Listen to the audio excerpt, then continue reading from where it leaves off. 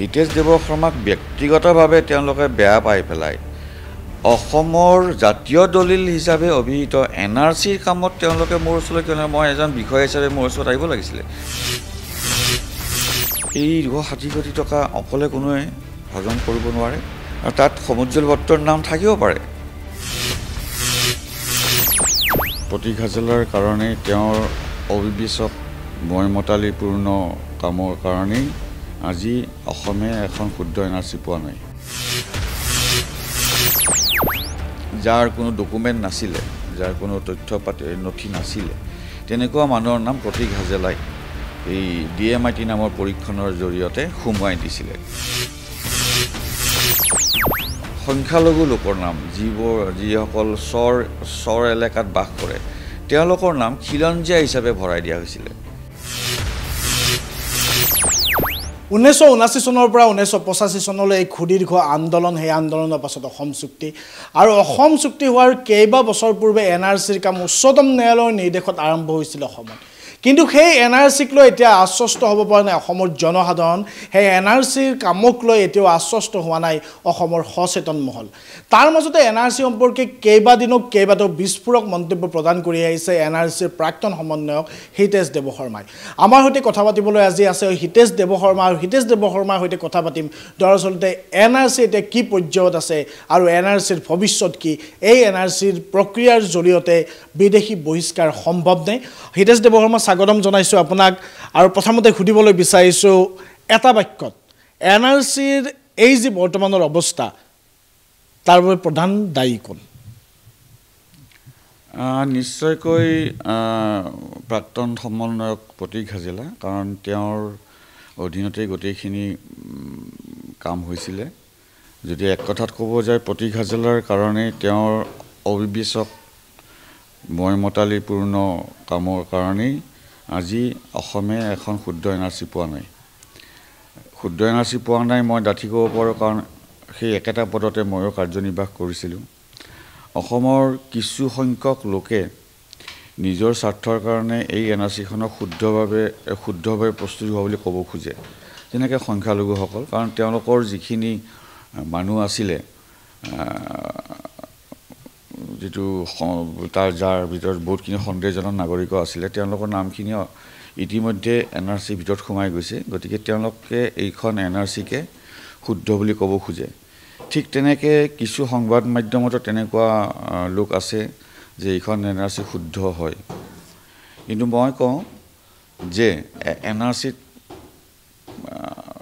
যদি সংখ্যাৰ কথা কওঁ 50 লাখৰ ওপৰত সন্দেহযুক্ত নাগৰিকৰ নাম সোমাইছে ইতিমধ্যে আৰু এইখিনি পৰ্যালোচনা কৰি পেলাই NRC যিটো ডাটাবেছ আছে তাৰ পৰা যিখিনি ডাটা উলিয়াই পেলাই সেইখিনি পৰ্যালোচনা কৰি পেলাই মই ইতিমধ্যে উচ্চতম ন্যায়ালয়ৰ ওচৰত এখন শপতনামা দাখিল কৰিছোঁ য'ত এই ভুলবোৰ পুংখানুপুংখভাৱে পৰ্যালোচনা কৰি আদালতক জনোৱা হৈছে কিন্তু দুৰ্ভাগ্যক্ৰমে এই গোচৰটো এতিয়াও শুনানি হোৱা নাই কাৰণ বহুতকেইটা পুৰণা গোচৰ আৰু এটা আছিলে 50 বৰ্ষৰ ওপৰত এটা গোচৰ এইখিনি গোচৰ শেষ হোৱাৰ পাছতে বোধ কৰোঁ মই দাখিল কৰা আবেদনখনৰ ওপৰত বিবেচনা হ'ব গতিকে তেতিয়ালৈ আমি ৱেইট কৰিব লাগিব যে NRCৰ ভৱিষ্যত কি আছে কাৰণ গোটেইখিনি বস্তু ডিপেণ্ড কৰিব মাননীয় উচ্চতম ন্যায়ালয়ৰ আদেশৰ ওপৰতে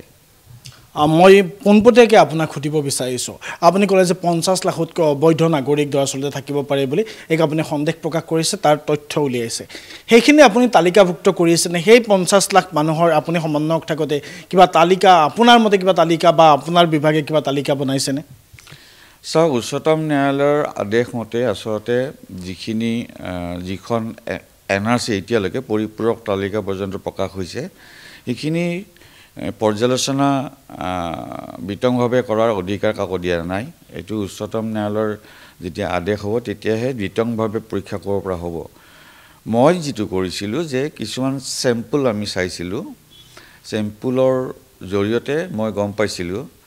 সেইকাৰণে মই ঠিকমতে মই সংখ্যাটো ক'ব পৰা নাই কিন্তু এটা ৰাফ এটা মই সংখ্যা কৈছোঁ 50 লাখৰ ওপৰত বিদেশী নাম ইয়াত সোমাইছে কাৰণ প্ৰথম কথা হ'ল কেনেকৈ নামবোৰ সোমাইছিলে সেইখিনি মই চাইছিলোঁ যে DMIT বুলি এটা বিশেষ পৰীক্ষণৰ জৰিয়তে প্ৰায় 14 লাখ মানুহৰ নাম যাৰ কোনো ডকুমেণ্ট নাছিলে যাৰ কোনো তথ্য পাতি নথি নাছিলে তেনেকুৱা মানুহৰ নাম প্ৰতীক হাজেলাই এই DMIT নামৰ পৰীক্ষণৰ জৰিয়তে সোমোৱাই দিছিলে গতিকে তাতে দেখকে 14 লাখৰ নাম আহিয়ে গ'ল সেইখিনি সন্দেহযুক্ত নিশ্চয় কাৰণ সেইখিনি লোকৰ কোনো নথিপত্ৰই নাই দ্বিতীয়তে সমৰীয়া চক্ৰত প্ৰায় 64,000 সংখ্যালঘু লোকৰ নাম যিসকল চৰ এলেকাত বাস কৰে তেওঁলোকৰ নাম খিলঞ্জীয়া হিচাপে ভৰাই দিয়া হৈছিলে কোনে ভৰাইছে খিলঞ্জীয়া হিচাপে এইটো NRCত যিসকল বিষয়া আছিলে কাম কৰি আছিলে তেওঁলোকে ভৰাই দিছিলে কিন্তু সেই ঘটনাটো তেতিয়াৰ কামৰূপৰ উপায়ুক্ত কমল বৈশ্যই প্ৰতীক হাজেলাৰ দৃষ্টিগোচৰ কৰাৰ পাছতো এইখিনি ভালকৈ তদন্ত নহ'ল প্ৰায় 64,000 লোকৰ নাম তাতে অন্তৰ্ভুক্ত হৈ আছিল যিখিনি খিলঞ্জীয়া নাছিলে কিন্তু খিলঞ্জীয়া হিচাপে তেওঁলোকক মাৰ্ক কৰি সোমাই দিয়া হৈছিলে তাৰ অকণমান 30,000তকৈ অকণমান ওপৰৰ মানুহৰ নাম পৰীক্ষা কৰা হৈছিলে তাতে 107জন লোকৰ নামহে পালে খিলঞ্জীয়া বাকীবোৰ গোটেইখিনি অখিলঞ্জীয়া লোক 30,000 মানুহ যি NRCত খিলঞ্জীয়া হিচাপে সোমাই দিয়া আছিল সেই 30,000 মানুহৰ ভিতৰত 107জনে খিলঞ্জীয়া পাইছে বাকী কেইজন সন্দেহজনক নাগৰিক বুলি আপুনি ক'ব বিচাৰে হয় তেওঁলোক খিলঞ্জীয়া নহয় তেওঁলোকৰ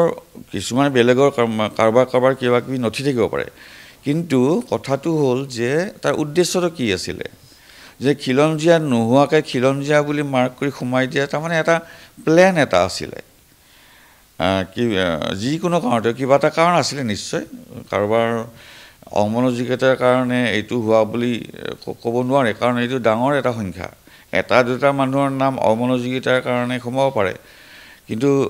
64,000 লোকৰ নাম অখিলঞ্জীয়া লোক সংখ্যালঘু লোক চৰ এলেকাত বাস কৰা লোক তেওঁলোকক খিলঞ্জীয়া বুলি সোমাই দিয়াটো তাতে নিহিত হৈছে যে কি ধৰণে হেৰি হৈছিলে পৰীক্ষণ হৈছিলে আৰু তাৰে আধাতকৈ কম মানুহৰ নামে ভেৰিফাই কৰা হ'ল তাতে 107জন মানুহ বাৰু খিলঞ্জীয়া ওলালে বাকী আধাতকৈ বেছিভাগৰ নাম পৰীক্ষাই নকৰা হ'ল তেওঁলোকৰ নাম এতিয়াও খিলঞ্জীয়া হিচাপে NRCত সোমাই আছে গতিকে এটা চক্ৰতে যদি 64,000 মানুহৰ নাম ভুলকৈ সোমায় অসমত 157টা চক্ৰ আছে আৰু তাৰে ভিতৰত 1/3 চক্ৰ সংখ্যালঘু বসতি প্ৰধান গতিকে এইখিনিত আচলতে তেওঁ গম পোৱাৰ লগে লগে যেতিয়া সমৰীয়াৰ ঘটনাটো গম পালে তেওঁৰ উচিত আছিল যে বাকীবোৰ চক্ৰটো য'ত সংখ্যালঘু বসতি প্ৰধান এলেকা সেইখিনিতো পৰীক্ষা কৰিব লাগিছিলে কিন্তু তেওঁ নকৰিলে তেওঁ এটাই উদ্দেশ্য আছিল যে মানুহৰ নাম NRCত কেনেকৈ সোমোৱাব লাগে যে সন্দেহযুক্ত বিদেশী নাম যে NRCৰ পৰা বাদ দিব লাগে এইটো তেওঁৰ উদ্দেশ্য নাছিল তেওঁৰ উদ্দেশ্য আছিল যে মানুহৰ নাম যিমান পাৰি সোমাব লাগে সেইকাৰণে বহুত লোকৰ নাম বিদেশী লোকৰ নাম NRCত সোমালে তৃতীয়তে মই আৰু এটা ঘটনা কৈছোঁ এইটো হ'ল বংশবৃক্ষ পৰীক্ষণৰ জৰিয়তে নথিপত্ৰবোৰৰ অপব্যৱহাৰ কৰি যি এটা প্ৰচেষ্টা আছিলে নাম সোমোৱাবলৈ NRCত সেইটো ধৰা পেলাব পাৰি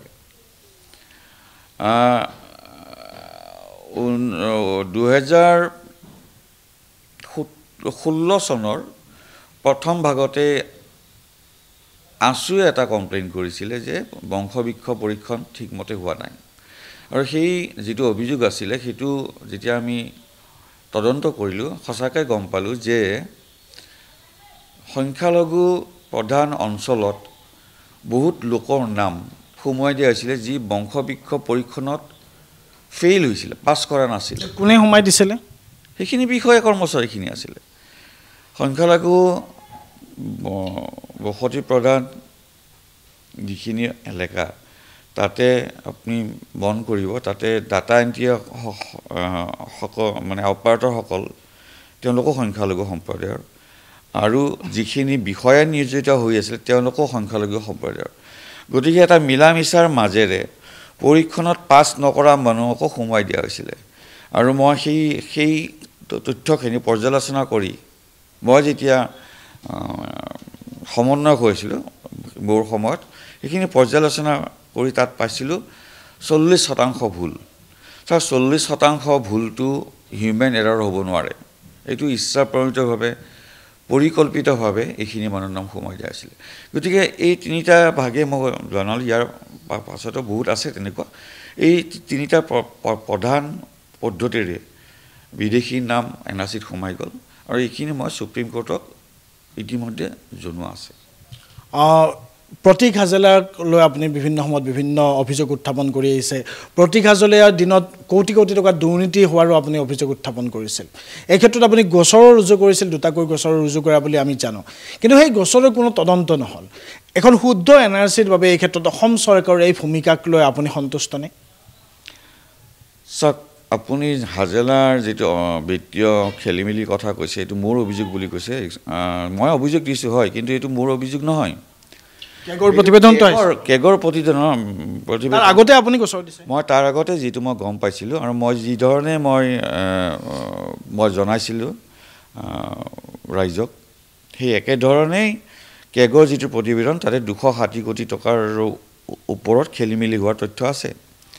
গতিকে এইখিনি মই যেতিয়া গম পালোঁ বিত্তীয় খেলিমেলি হৈছে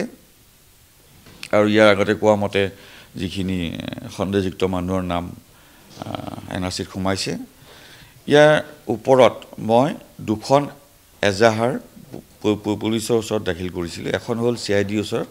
CIDৰ ওচৰত মোৰ এজাহাৰ আছিলে এই যে মানুহৰ নাম এনেকৈ সোমোৱাই দিলে বহুত নিয়ম নীতি ভাইলেট কৰি পেলাই, এইখিনিৰ ওপৰত তদন্ত কৰাৰ কাৰণে মই CIDৰ ওচৰত এখন এজাহাৰ দিছিলোঁ। এইটো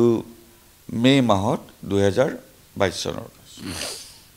আৰু তাৰ পাছত 2022 চনৰে জুন মাহত মই ভিজিলেন্স এণ্ড এণ্টি কৰাপশ্যন ডিপাৰ্টমেণ্টৰ ওচৰত এই বিত্তীয় খেলিমেলি কথা যিখিনি মোৰ দৃষ্টিগোচৰ হৈছিলে আৰু পাছলৈ যিটো কেগৰ প্ৰতিবেদন প্ৰকাশ পাইছিলে, এইখিনি বিত্তীয় খেলিমেলি লৈ পেলাই মই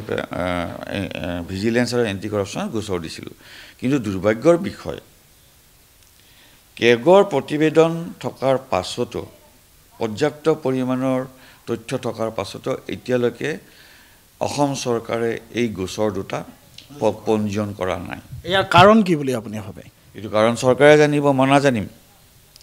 হয়তো কিবা অসুবিধা আছে, হয়তো এনে যিটো ৰেড টেপিজিম বুলি কয়, চৰকাৰী কামত কিছু বিলম্ব হয়, এইটো মই বুজি পাওঁ, সেইকাৰণেও হ'ব পাৰে, বা ইয়াত কিবা ৰাজনীতিও থাকিব পাৰে, বা ন্যস্ত স্বাৰ্থৰ কাৰোবাৰ সেইকাৰণেও এইটো দিলে হ'ব পাৰে। কিন্তু অসম চৰকাৰৰ যে ভূমিকা তাক লৈ আপুনি সন্তুষ্ট নহয়? মই মুঠেও সন্তুষ্ট নহয় এই পৰ্যন্ত। মই আশা কৰিম যে অসম চৰকাৰে ইয়াৰ ওপৰত বিহিত ব্যৱস্থা সোনকালে ল'ব। NRC দাবী দীৰ্ঘদিনীয়া, আছুই দীৰ্ঘদিনৰ পৰা NRC দাবী উত্থাপন কৰি আহিছিল। অভিজিত শৰ্মা উচ্চতম ন্যায়ালয়ত গোচৰ তৰিছিল আৰু তাৰ পাছতে উচ্চতম ন্যায়ালয়ৰ নিৰ্দেশ অনুসৰি NRC অসমত আৰম্ভ হৈছিল।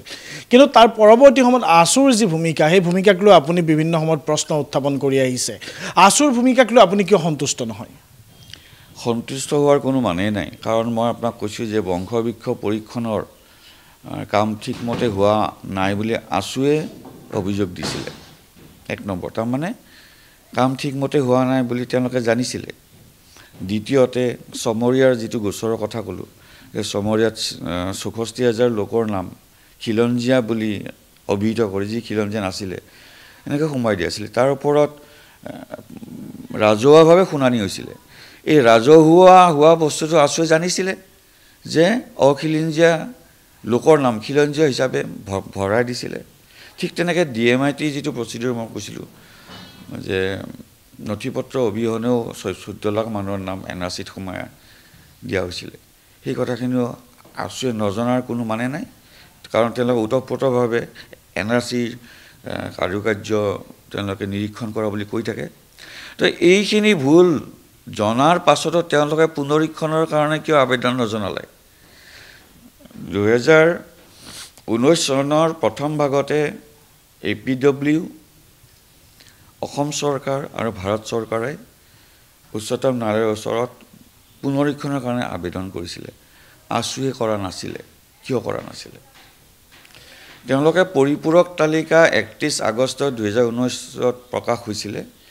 তেতিয়ালৈকে তেওঁলোকে পুনৰীক্ষণ বিচৰা নাছিলে তেওঁলোকে কৈছিলে আমি সন্তুষ্ট যেহেতু উচ্চতম ন্যায়ালয়ৰ নিৰীক্ষণত এইটো হৈছে গতিকে ইয়াত আমাৰ পুনৰীক্ষণৰ আমাৰ দাবী নকৰোঁ কিন্তু যেতিয়া পৰিপূৰক তালিকা প্ৰকাশ হ'ল 31 আগষ্ট 2019 সেইদিনা সংখ্যাটো অকণমান কম দেখি পেলাই যেহেতু জনসাধাৰণে তেওঁলোকক বেয়া পাব পাৰে যে ইমান কম সংখ্যা কেনেকৈ বাদ পৰিলে হয়তো ভয় খাই পেলাই তেওঁলোকে এটা বাক্য মাতো ক'লে যে আমি এইখন NRC লৈ পেলাই সন্তুষ্ট নহয় পৰৱৰ্তী পৰ্যায়ত তেওঁলোকে এখন এফিডেভিট দিলে পুনৰীক্ষণ বিচাৰি তাত কোনো তথ্যই নাই তেওঁলোকে SK সিনহা তেতিয়াৰ গভৰ্ণৰ তেওঁৰ এটা ৰিপৰ্ট আছিলে সেই ৰিপৰ্টটো গাঁঠি দি আৰু কেইখনমান বাতৰি কাকতত প্ৰকাশিত বাতৰি তাতে গাঁঠি দি পেলাই তেওঁলোকে ক'লে যে এই ইয়াৰ ওপৰত ভিত্তি কৰি পুনৰীক্ষণ হ'ব লাগে এইটো লাজ লগা কথা পুনৰীক্ষণ NRC পৰিপূৰক তালিকা প্ৰকাশ হ'ল তেতিয়ালৈকে তেওঁলোকৰ আপত্তি নাছিলে হোৱাৰ পাছত নতুন কথা ক'ব লাগিছিলে যে কি কাৰণত তেওঁলোকে পুনৰীক্ষণ বিচাৰিছে কিন্তু তেওঁলোকৰ হাতত নতুন তথ্য একো নাই তেওঁলোকে সেই পুৰণা 2000 চনৰ তথ্য দি পেলাই আকৌ এখন দাখিল কৰিলে মুখলজ্জা থকাৰ কাৰণে গতিকে আছুৰ এনে কাৰ্যত মই সন্তুষ্ট হোৱাৰ মানে নাই আছুৰ মুখ্য উপদেষ্টাগৰাকী আৰু প্ৰতীক হাজৰিকাৰ মাজতে খলি গলি থকাৰো আপুনি অভিযোগ উত্থাপন কৰিছিল আৰু আপুনি অভিযোগ উত্থাপন কৰিছিল যে আছুৰ মুখ্য উপদেষ্টাগৰাকী সমভাগী হোৱা বুলি বিভিন্ন ক্ষেত্ৰত প্ৰতীক হাজৰিকাৰ সেই অভিযোগ আপুনি এনেই কৰিছিল নে আপোনাৰ হাতত কিবা তথ্য এতিয়াও আছে ডেফিনেটলি তথ্য নথকাকৈ মই কথা নকওঁ কাৰণ মই কোনো ৰাজনৈতিক ব্যক্তি নহয় যে কিবা এটা ডাঙৰ কিবা এটা কৈ পেলাই চেনচেশ্যন কৰি পেলাই মই কিয় তাৰ পৰা বেনিফিট ল'ম মই এজন এতিয়া অৱসৰপ্ৰাপ্ত বিষয়া আৰু অসমৰ প্ৰতি ভাৰতৰ সুৰক্ষাৰ প্ৰতি মোৰ এটা দায়িত্ব আছে নাগৰিক হিচাপে গতিকে মই কিছুমান কথা কৈ আছোঁ সংবাদ মাধ্যমৰ আগত হওক বা সামাজিক মাধ্যমতে হওক মই NRCত এক্সিকিউটিভ ডিৰেক্টৰ হিচাপে 2014 পৰা 2017 চনলৈ আছিলোঁৱেই মাজত 2 বছৰমান নাছিলোঁ 2-2.5 বছৰমান নাছিলোঁ তেতিয়া আছুৰ নেতৃত্বই বা আছু বুলি কোৱাতকৈ আছুৰ নেতৃত্ব বুলি ক'বলৈ ভাল পাম আছুৰ নেতৃত্বই সপ্তাহে পষেকে NRC অফিচত গৈ পেলাই NRCৰ ওপৰত আলোচনা কৰে তথ্য লয় কি হৈছে কি নহৈছে খবৰ লয় এইটো 2019 চনৰ নৱেম্বৰ মাহলৈ কণ্টিনিউ কৰিছিলে যেতিয়ালৈকে প্ৰতীক হাজেলা সমন্বয়ক হৈ আছিলে তেওঁলোকে প্ৰায়ে প্ৰতীক হাজেলাৰ লগত বৈঠকত বহিছিলে তাৰ পাছত মই কাৰ্যভাৰ ল'লোঁ মই কাৰ্যভাৰত থকা 2.5 বছৰ বয়সত এদিনো কিন্তু মোৰ ওচৰলৈ আছু নাহিলে এই ক্ষেত্ৰত তেওঁলোকে স্পষ্টীকৰণ দিছে যে আপুনি বিভিন্ন সময়ত ইয়াৰ পূৰ্বে আপুনি সমন্বয় হোৱাৰ পূৰ্বেও আছু সম্পৰ্কে তিৰ্যক মন্তব্য কৰি আহিছে আছু সম্পৰ্কে আপুনি বিভিন্ন মন্তব্য কৰি আহিছে আছু সম্পৰ্কে আপুনি দৰাচলতে নেতিবাচক মন্তব্য কৰি আহিছে আৰু সেইকাৰণে দৰাচলতে আপোনাৰ ওচৰলৈ যোৱা নাছিল তেওঁলোকৰ অভিযোগ নেতিবাচক কাম কৰিলে নেতিবাচক অভিযোগ আহিবই কিন্তু কথাটো হ'ল হিতেশ দেৱ শৰ্মাক ব্যক্তিগতভাৱে তেওঁলোকে বেয়া পাই পেলাই অসমৰ জাতীয় দলিল হিচাপে অভিহিত NRCৰ কামত তেওঁলোকে মোৰ ওচৰলৈ কিয় মই এজন বিষয়া হিচাপে মোৰ ওচৰত আহিব লাগিছিলে ব্যক্তিগতভাৱে তেওঁলোকে মোক ভাল নাপাব পাৰে কাৰণ ময়ো তেওঁলোকৰ ওপৰত কথা কৈছোঁ কাৰণ তেওঁলোকৰ যিখিনি কাম কাজ মই ভাল পোৱা নাই এজন অসমীয়া হিচাপে মই ভাল পোৱা নাই গতিকে ব্যক্তিগত হিচাপে বেয়া পোৱাটো সেইটো বেলেগ কথা কিন্তু এজন বিষয়া হিচাপে মই এখন চকীত আছিলোঁ আৰু মই গোটেইখিনি NRC যিমানখিনি ভুলভ্ৰান্তি উনুকিয়াই পেলাই উচ্চতম ন্যায়ালয়ত আবেদন দাখিল কৰিছিলোঁ মোৰ বাহিৰে NRCৰ ওপৰত ক'ব পৰা মানুহ নাছিলে তেওঁলোকে মোক কিয় লগ কৰা নাছিলে সেইটো ব্যক্তিগত কথাটো টানি অনাটো ঠিক নহ'ব এটা ৰাজহুৱা কাম তেওঁলোকেও কৈ আছে যে তেওঁলোকে তাতে ওতঃপ্ৰোতভাৱে জড়িত গতিকে NRCৰ কাৰণে দেশৰ জাতিৰ স্বাৰ্থ ৰক্ষাৰ কাৰণে মোক লগ ধৰাত ক'ত আপত্তি আছিল গতিকে আপুনি সেই আপোনাক লগ ধৰিব নগ'লে আৰু সেইবাবে ভাবিছে যে প্ৰতীক হাজৰিকাৰ সৈতে কিবা অৰ্থনৈতিক লেনদেন হৈছিল অৰ্থনৈতিক লেনদেনৰ কথা মই কৈছিলোঁ যে বজাৰৰ খবৰ এইটো বহুত খবৰে ওলায় মোৰ ওপৰতো ওলাই থাকে মই ব্যক্তিগতভাৱে কোৱা নাছিলোঁ কিন্তু এই বস্তুটো ৰুল আউট কৰিব নোৱাৰি যে নহ'ব তেনেকুৱা ক'ব নোৱাৰি ইতিমধ্যে আছুৰ মুখ্য উপদেষ্টাগৰাকী আপোনাৰ বিৰুদ্ধে গোচৰ তৰিম বুলিও কৈছিলে গোচৰ তৰিছেনে এতিয়ালৈ আপুনি কিবা গম পায় নেকি? মই গম নাপাওঁ গোচৰ তৰাৰ কথা, কিন্তু কথাটো হ'ল য'ত 260 কোটি টকাৰ খেলি মেলি হৈছে তাত এই 260 কোটি টকা অকলে কোনোৱে হজম কৰিব নোৱাৰে, ভাগ বতৰা হ'ব। ভাগ বতৰা হোৱা মানুহৰ কাৰ মাজত ভাগ বতৰা হৈছে? মই তাকে ক'ব ওলাইছোঁ যে ভাগ বতৰা হোৱা মানুহৰ তালিকা এখন থাকিব আৰু তাত সমুজ্জ্বল ভট্টৰ নাম থাকিব পাৰে, আৰু কাৰ নাম আছে? নাথাকিব পাৰে। মই তদন্ত হ'লে হ'ব, মই কৈ আছোঁ। মই বৰ তথ্য নথকাকৈ মই সন্দেহৰ ওপৰত মই কোৱাটো ঠিক নহ'ব। মই এইকাৰণে সোনকালে তদন্ত হোৱাটো বিচাৰিছোঁ আৰু যিসকল এই 260 কোটি টকাৰ অংশীদাৰ, মানে এইখিনি ভাগ বতৰা হৈছে যাৰ মাজত, সেইখিনিৰ নাম ৰাইজে গম পোৱা উচিত। আপুনি যদি গম পায় ৰাইজক আমাৰ জৰিয়তে প্ৰকাশ কৰিব নেকি? মই গম পালে মই প্ৰথমতে পুলিচক জনাম নিশ্চয়, কাৰণ তেওঁলোকৰ তদন্তত সহায় হ'ব, কিন্তু দুৰ্ভাগ্যক্ৰমে তদন্ত এতিয়ালৈকে আৰম্ভ হোৱা নাই।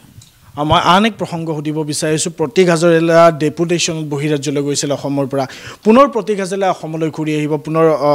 আমি খবৰ পাইছোঁ যে প্ৰতীক হাজৰিকা অসমত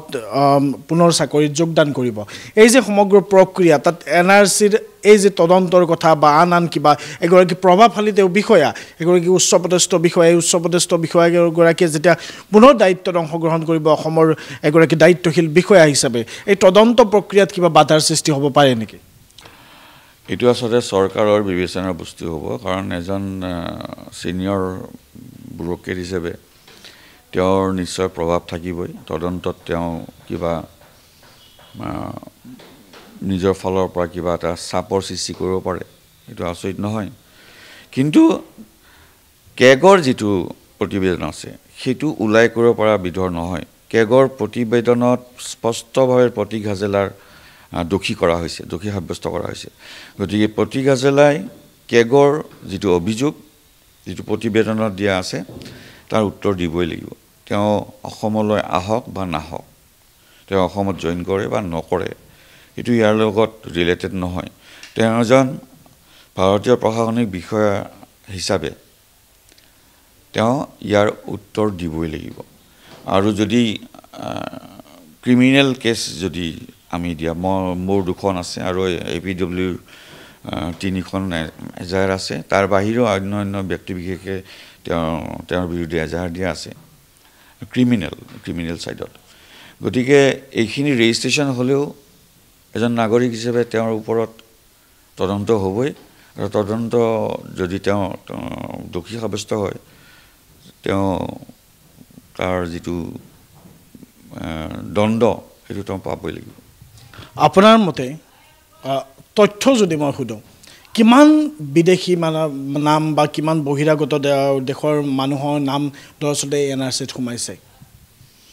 মই ক'লোৱে, মই যিহেতু এইটো তদন্ত যিখিনি পুনৰীক্ষণ হ'লেহে গম পোৱা যাব আচল যিটো সংখ্যা। কিন্তু মই এটা সংখ্যা মই ক'লোঁ যে 14 লাখ DMIT নামৰ এটা পৰীক্ষণৰ যোগেদি যিসকল লোকৰ ডকুমেণ্ট নাছিলে, নথি নাছিলে, তেওঁলোকৰ নামো সোমোৱাই দিয়া আছিলে। গতিকে 14 লাখটো খাটাং। তাৰ বাহিৰেও বাকীখিনি আপোনালোকে আন্দাজ কৰিব লাগিব যে বংশবৃক্ষ পৰীক্ষণত 40% মই ভুল পাইছোঁ। গতিকে 40% ভুল মানে এইটো এটা বুজন পৰিমাণৰ সংখ্যা হ'ব। তাৰ উপৰিও ঠিক যেনেকৈ মই কৈছোঁ চমৰীয়াত অখিলঞ্জীয়া লোকৰ নামক খিলঞ্জীয়া হিচাপে ভৰাই দিয়া হৈছিলে, তেনেকৈও বহুতখিনি ওলাব। গতিকে মই স্পষ্টভাৱে মই সংখ্যাটো ক'ব নোৱাৰিম, পুনৰীক্ষণ হ'লে গম পোৱা যাব। কিন্তু 50 লাখৰ ওপৰত হ'ব লাগে, এইটো এটা মোৰ আন্দাজ। মই শেষত আপোনাক সুধিব বিচাৰিম, শেষৰটো প্ৰশ্ন, NRCত বিদেশীৰ নাম সোমোৱাৰ বাবে, NRCত যে বিদেশীৰ নাম বৰ্তমান সময়ত সোমাইছে বুলি আপুনিও অভিযোগ কৰিছে, বিভিন্ন লোকে APW অভিযোগ কৰিছে, বিভিন্ন লোকে অভিযোগ উত্থাপন কৰিছে, তাৰ বাবে প্ৰধান দায়ী 3গৰাকী ব্যক্তি কোন কোন হ'ব? চাওক, 3গৰাকী হিচাপে মই ক'ব নোৱাৰিম, কিন্তু গোটেই কাম কাজখিনি যাৰ নেতৃত্বত হৈছিলে প্ৰতীক হাজেলা, তেওঁ প্ৰধানতে দোষী। দ্বিতীয়তে মই ক'ব খুজিম নিশ্চয়কৈ উচ্চতম ন্যায়ালয়ৰ নিৰীক্ষণত হোৱা এটা কাৰ্যক্ৰমণিকা ইয়াত 260 কোটি টকা এটা ইণ্ডিপেণ্ডেণ্ট অৰ্গেনাইজেশ্যনে কেগে ৰিপৰ্ট দিছে 260 কোটি টকাৰ খেলিমেলি হৈছে গতিকে এই যিটো খেলিমেলি মাননীয় উচ্চতম ন্যায়ালয়ে 2017 চনতে গম পাইছিলে তেওঁলোকৰ নটিছত আহিছিলে যেতিয়া APWৰ সভাপতি অভিজিত শৰ্মাই পাব্লিকলি কৈছিলে এখন প্ৰেছ মেলত তেওঁ কৈছিলে যে প্ৰায় 300 কোটি টকাৰ খেলিমেলি হৈছে কিন্তু উচ্চতম ন্যায়ালয়ৰ মুখ্য ন্যায়াধীশ শ্ৰী ৰঞ্জন গগৈ এই কথা গম পায়ও কিন্তু ইয়াৰ ওপৰত তদন্তৰ কোনো ব্যৱস্থা কৰা নাছিলে আনহাতে তেওঁ কিন্তু তাৰ বিপৰীতে অভিজিত শৰ্মাক কন্টেম্প্ট অফ কোৰ্টতহে লৈ গৈছিল টানি যে কিয় তুমি কৈছা হুইচেল ব্লোৱাৰজনক শাস্তি দিব ওলাইছিলে কিন্তু যিটো তথ্য তেওঁৰ হাতত আহিছিল তাৰ ওপৰত কোনো একশ্যন নললে কিন্তু এতিয়াতো সেইটো প্ৰমাণ হৈ গ'ল যে অভিজিত শৰ্মাই কোৱাৰ যিখিনি কথা তাৰ সত্যতা নুই ক'ব নোৱাৰি গতিকে সেই হিচাপে উচ্চতম ন্যায়ালয়ৰ নিৰীক্ষণো ঠিকমতে হোৱা নাছিল বুলি মই ভাবোঁ ধন্যবাদ হিতেশ দেৱ শৰ্মা হিতেশ দেৱ শৰ্মাই স্পষ্টভাৱে ক'লে দৰাচলতে NRC যিখন তালিকা এই তালিকাত কেইবা লক্ষ বিদেশী নাম এতিয়াও অন্তৰ্ভুক্ত হৈ আছে আৰু তেখেতৰ হিচাপ মতে 50 লক্ষৰ সমপৰ্যায়ৰ বিদেশী নাম এতিয়াও অন্তৰ্ভুক্ত হৈ আছে ইতিমধ্যে সমগ্ৰ ঘটনাৰ পৰ্যালোচনা কৰি সমগ্ৰ তালিকা পৰ্যালোচনা কৰি উচ্চতম ন্যায়ালয়ত তেখেতে দাখিল কৰিছে আৰু উচ্চতম ন্যায়ালয়ত আবেদন জনাইছে পুনৰীক্ষণৰ বাবে এই গোটেই সামগ্ৰিকভাৱে তালিকাখন পুনৰ বিবেচনা কৰাৰ বাবে তেখেতে আবেদন জনাইছে ইতিমধ্যে তেখেতে প্ৰাক্তন সমন্বয়ক প্ৰতীক হাজেলাৰ বিৰুদ্ধে দুটাকৈ গোচৰো তৰিছে কিন্তু সেই গোচৰ সম্পৰ্কে এতিয়ালৈকে কোনো তদন্ত হোৱা নাই আনকি গোচৰ দুটা পঞ্জীয়নো হোৱা নাই আগন্তুক দিনত লক্ষণীয় হ'ব এই গোচৰ দুটা কেনে ৰূপ লৈ কেনে পৰ্যায় পায়গৈ ধন্যবাদ চাই থাকিব প্ৰাগ নিউজ ডিজিটেল